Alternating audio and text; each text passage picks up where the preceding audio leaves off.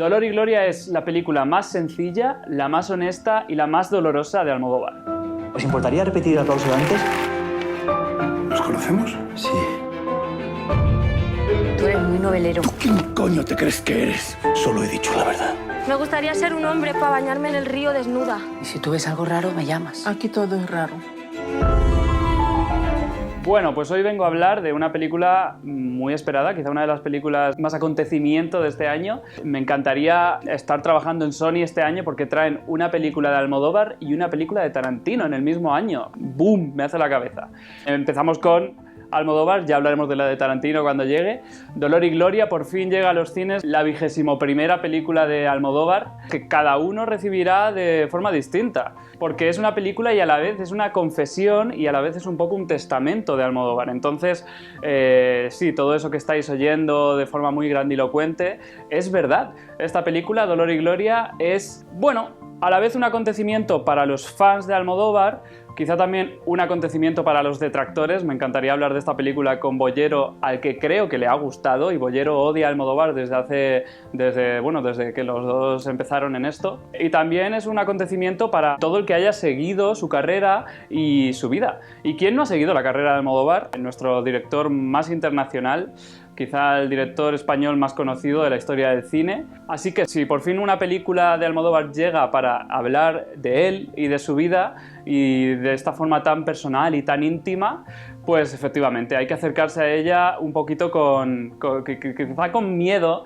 Yo me acerqué con nervios y me encontré, pues eso, que si sabes lo mínimo de la carrera de Almodóvar, de cómo se ha llevado con alguno de sus actores o cómo ya no se lleva, y no solo hablo de Carmen Maura, con las cosas que le han pasado en la vida, que fue un niño homosexual en la España de Franco, que se fue a Madrid cuando empezaba la movida y fue uno de las cabezas más visibles de ese movimiento, y después como, bueno, se ha convertido en una estrella del cine en todo el mundo, ganando 2 Oscars. Pues efectivamente, esta película cuenta un poco de todo y lo hace a través de este alter ego llamado Salvador Mayo, que si os dais cuenta, Salvador Mayo, Almodóvar, tiene más o menos las mismas letras, y está interpretado por su actor fetiche, digamos, Antonio Banderas, que lleva con él 8 películas, quiero recordar. Desde Banderas empezó con Almodóvar hace 30 años y ha vuelto a él para interpretarle.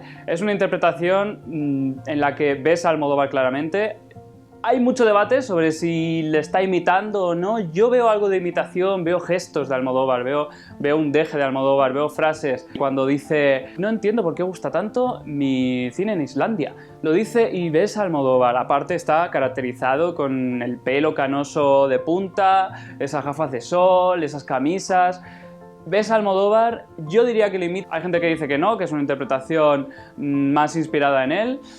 Bueno, el debate ese lo dejamos para probablemente sea una de las conversaciones que más se tengan después de ver esta película. El caso es que es una gran interpretación porque al fin y al cabo estamos viendo a este Salvador Mayo en una época muy oscura de su vida. Es un director que vive entre dolores y ya no tanta gloria. Es un director muy encerrado en sí mismo, muy encerrado en su casa, una casa que, por cierto, es la casa de Almodóvar. Está construido este plató en base a la casa de Almodóvar y con muebles y con obras de arte que Almodóvar tiene en su casa y que movió a ese plató para hacer esta confesión, como decía antes, que es una confesión clara, que Almodóvar no niega que sea él mismo. Él ha dicho que hay cositas en esta película que no le han pasado a él. Por ejemplo, Salvador Mayo empieza a tomar heroína y él dice que no ha tomado heroína. Pero bueno, sí que sientes todo el rato que te está contando una historia que es verdad sobre sí mismo y una historia que es dolorosa de mirar para el propio Almodóvar, se nota,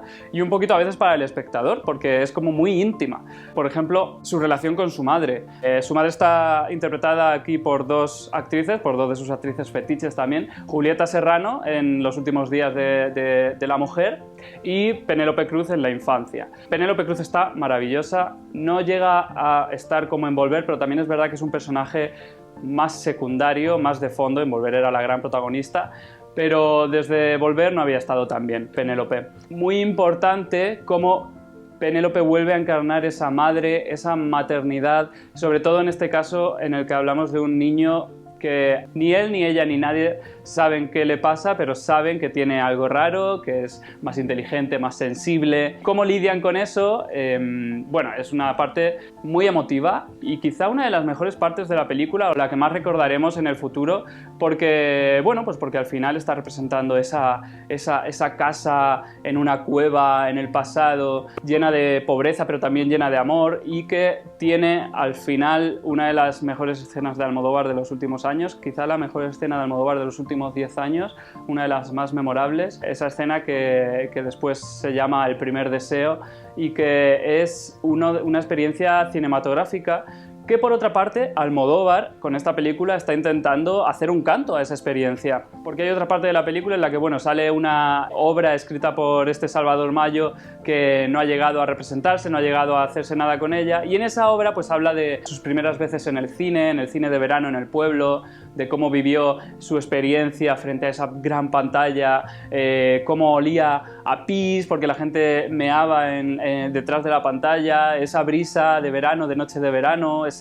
una experiencia colectiva y sensorial que Almodóvar, fuera de la película, en sus entrevistas, está intentando defender contra, bueno, la llegada de Netflix y de otras formas de ver cine, o como él llama contenido. Entonces, Almodóvar está claramente en esta película de fondo, porque es una película que habla de sí mismo y que habla de un director, pero aprovecha para hacer un canto a ese cine que para él debería perdurar y que, gracias a escenas como la que hablaba antes, esa experiencia sensorial de ese niño, es probable que perdure. También es una película, precisamente porque habla de Almodóvar, porque es Almodóvar hablando de sí mismo, que sirve un poco de juego de quién es quién para todo espectador que haya seguido un poco la carrera de él. Por ejemplo, hay una película llamada Sabor de los años 80 a la que Salvador Mayo regresa para reconciliarse con el protagonista de esa película, que está interpretado por Asier Echandía, y que cualquiera podría decir que es un poco La ley del deseo y Eusebio Poncela. Pero bueno, sin entrar en esas elucubraciones, hay que decir que La ley del deseo, La mala educación y esta película, Almodóvar las ha pintado como una trilogía él ha llamado sobre ficción y deseo, una trilogía protagonizada por directores de cine, quizá las películas en las que él más se ha atrevido a hablar de su experiencia directamente, porque todas las demás pues suelen ser protagonizadas por mujeres y suelen hablar de otras cosas que obviamente salen de él, pero no le afectan tanto. Y es verdad que esta película está llena de ficción porque es como Almodóvar se relaciona con el mundo, y también Salvador Mayo. Hay muchas escenas de él leyendo libros y subrayándolos, de él viendo películas, hablando de esos libros y de esas películas. Hay como una relación entre Almodóvar, la ficción, Almodóvar o Salvador Mayo, da igual de quién hablemos porque son la misma persona. Almodóvar, la ficción y el mundo real, también el deseo, el primer deseo, luego el deseo que murió, porque hay otra parte en la que hay una historia muy dramática del pasado de Almodóvar que también revisita este protagonista. Y es una trilogía además que nos sirve para ver claramente algunas etapas del cine de Almodóvar, que durante décadas pues ha ido cambiando bastante. Desde luego este no es el mismo director que el de Pepi, Lucy Bomb y de Otras chicas del montón. No es el mismo director que el de La ley del deseo, ni tampoco el de La mala educación. Este es un director con bastante menos humor en su cine que en etapas anteriores y un poquito de frialdad. Es como si él se hubiera ido alejando un poco más de sus personajes, que en Julieta pues veíamos esa película que se vendió como un drama seco, y que es verdad que había drama, pero tampoco llegaba a emocionarte demasiado en ningún momento, tampoco había comedia. Pues esta Dolor y Gloria entra bastante dentro de ese estilo que, bueno, sigue teniendo mucho de Almodóvar, que sigue estando lleno de color, sigue estando lleno de sentimientos, de emociones a flor de piel en sus personajes y de planazos y de todo lo que Almodóvar, como ese gran genio del cine que es, sigue dando. Pero bueno, es un cine un poquito más frío y menos histriónico, desde luego, que en otras etapas. No está ese Almodóvar que nos gustaba tanto de Mujeres al borde de un ataque de nervios, o incluso del agrado de Todo sobre mi madre. No está ese humor, hay algunos one-liners, porque al fin y al cabo es Almodóvar y su forma de ver el mundo es su forma de ver el mundo y siempre está ahí. No llega a ser ese drama seco que era Julieta al fin y al cabo, porque es una película muy, muy, muy honesta, como decía, muy íntima, y que sientes un poco como si Almodóvar estuviera abriendo una cajita de sí mismo y enseñándotela. Una cajita que a lo mejor él ni siquiera quería abrir, pero que de repente dice, mira, esto es lo que a mí me ha pasado, lo que tengo en mi mochila y aquí os lo dejo. Y al sentir esta película como ese ejercicio de honestidad y de intimidad con el espectador, pues te emociona, al fin y al cabo. Y quiero acabar con la escena en la que yo más sentí esa conexión. Quizá por ser hombre homosexual, y es verdad que Almodóvar aprovecha esta película y a Salvador Mayo para mirar a esa parte de sí mismo, que en sus películas, bueno, pues es que obviamente nadie ha dudado nunca que Almodóvar es homosexual, pero tampoco se ha hablado de ello. Desde que Almodóvar se travestía y se vestía como una mamarracha en La Movida, todos hemos dado por hecho que es homosexual y ya está, pero ser homosexual, obviamente, y más en aquella época, conllevaba unas cosas. Y hay una escena con Julieta Serrano que es probablemente la escena que más me emocionó de toda la película.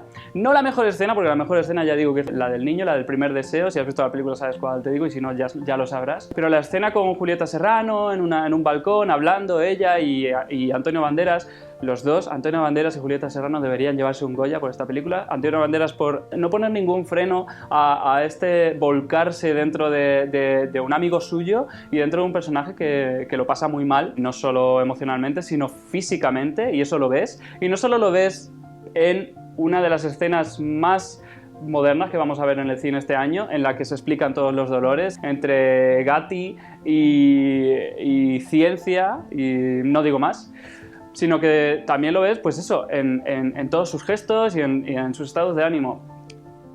Goya para Antonio Banderas, Goya para Julieta Serrano, que por cierto no tiene ninguno, y que aquí está como esa madre que tiene una relación muy estrecha y muy ácida con su hijo y que se sincera mucho en los últimos días de su vida y tiene varias conversaciones con su hijo, en concreto una en la que hablan de la extrañeza y la soledad que sintió su hijo de pequeño. Es una escena que yo creo que todo hombre homosexual, desde luego a mí, me destrozó.